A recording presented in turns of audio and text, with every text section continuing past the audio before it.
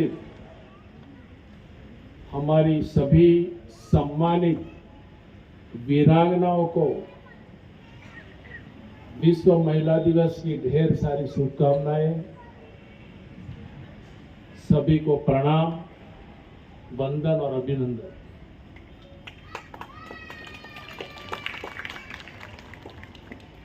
अभी हाल ही में हमने एक छोटा सा प्रयास किया हमारी बेटियों को सम्मानित करने का। हमारी परिवार की जो बहनों ने पुत्री जन्म के द्वारा समाज को एक बेटियों के प्रति सम्मान देने का जो मार्ग दिया है, उन सभी माताओं को हम अभिनंदन देते हैं, उनका सम्मान करते हैं। हमने कुछ साल पहले खास करके हमारे आदरणीय पूर्णेश भाई को बताना ये आवश्यक है, एक प्रयास किया था आदरणीय प्रधानमंत्री जी के मार्गदर्शन में, बेटी बचाओ बेटी पढ़ाओ, और उसी के तहत एक छोटी सी सोच लेके हम आए थे।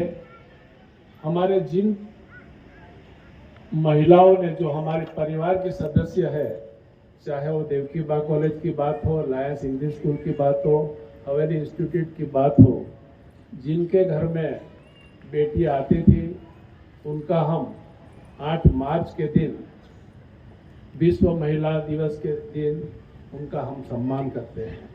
आज हमें ये सौभाग्य प्राप्त हुआ है, उन बेटियों को हम मिल पाए, उनको हम पुष्प से सम्मानित कर पाए, छोटी सी गिफ्ट दी, और खास तौर पे हमने ये पहली बार एक 18,000 रुपये की फिक्स डिपॉजिट उनको 18 साल के लिए दी है।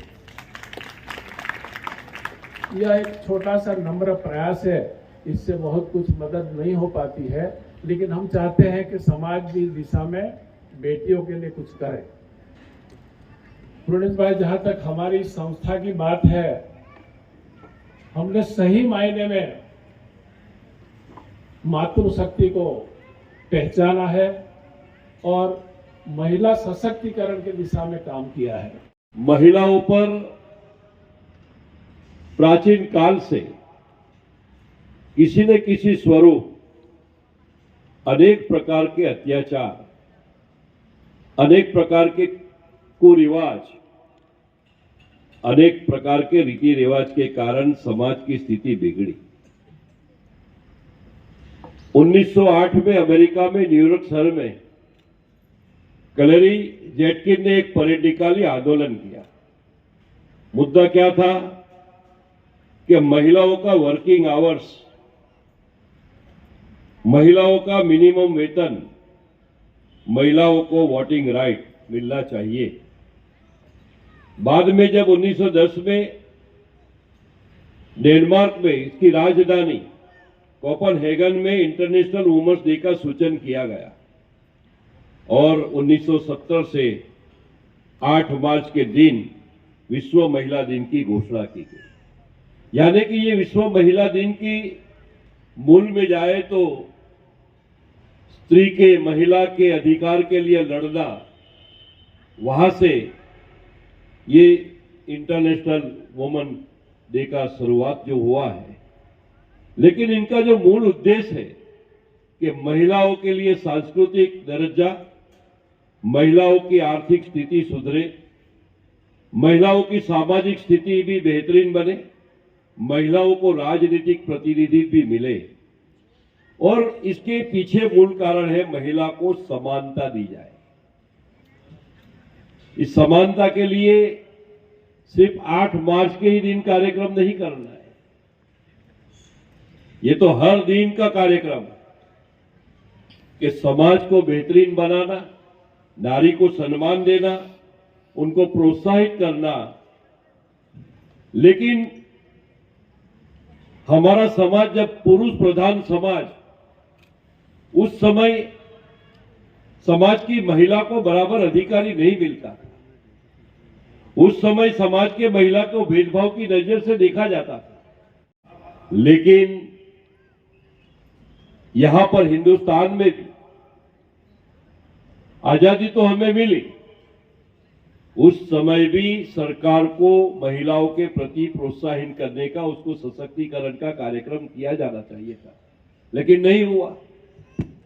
गरीबी हटाएगा नारा तो दिया, सरकार ने दिया, वास्तव में गरीब लोगों की परिस्थिति और बिगड़ी, गरीब ज्यादा गरीब बनते गए और महिला को कमाने के बारे में जब बात आई तो नौकरी, व्यापार, बिजनेस ना के बराबर था। लेकिन 21वीं सदी है, ज्ञान की सदी है, सभी महिला को पुरुष के बराबर जो हक देने का काम सचमुच में हुआ है तो आदरणीय नरेंद्र भाई मोदी जी ने उसकी शुरुआत की। और हमें गर्व है कि पुरुष प्रधान देश है, पुरुष प्रधान लोग है, समाज है, लेकिन समाज में जब असमानता बढ़ती है, हर 1000 पुरुष पे स्त्री की, महिला की संख्या जब घटती जा रही थी, जब पुरुष प्रधान समाज और समाज में अगर घर में बच्ची का जन्म होना, उसके पहले परीक्षण करना, गर्भपात करना, ये जो पाप हो रहे थे, उसको पाप को रोकने का काम तत्कालीन मुख्यमंत्री नरेंद्र भाई मोदी ने शुरुआत की। बेटी बचाओ, बेटी पढ़ाओ, इनके लिए कई योजनाएं बनाई। कल्पना करो कि समाज में असमानता, 1000 पुरुष पे अगर 950 स्त्री होती है, महिला होती है, 800 हो जाएगी, 700 हो जाएगी, 600 हो जाएगी, तो किस तरह ये समाज जीवन की व्यवस्था होगी।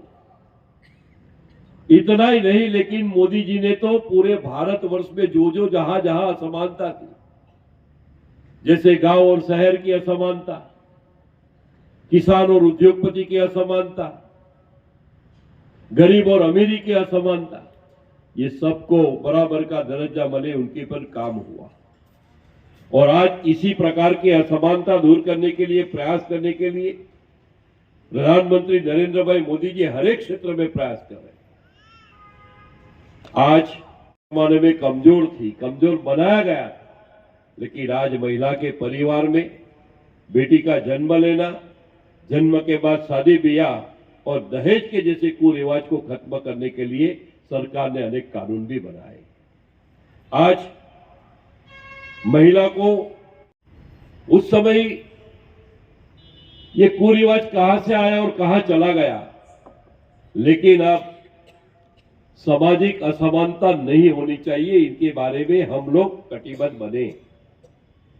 हमारे घर में हमारी माता, हमारी बहनें, हमारी बेटियां, उनको हम नारी के सशक्तिकरण के लिए, नारी के अनेक, हमारे प्राचीन काल से अनेक हमारी जो वीरांगना है, वो वीरांगना का पूरा जीवन हमें हमारी बेटियों को पढ़ाना चाहिए।